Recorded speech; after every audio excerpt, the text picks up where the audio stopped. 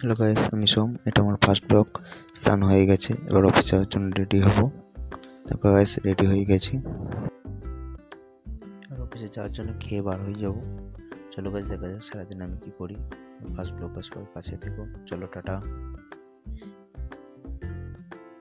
দেখো কত হবে। এবার ট্রেন আসবে আমার 9টার সময়, আমি বার হয়ে যাবো ট্রেনে করে। এসে গেছি অফিসে। দেখো গাইস আমার সিস্টেমটা দেখো, ওয়ালপেপারটা কেমন লাগছে সবাই কমেন্টে জানিও। লাঞ্চ ব্রেক হয়ে গেছে, লাঞ্চে আমরা খাওয়া দাওয়ার পরে একটু হাঁটি। চারিদিকে হাঁটতেও, খাওয়া দাওয়ার পর একটু হাঁটতেও ভালো লাগে। সারাদিন বসে থাকি তো।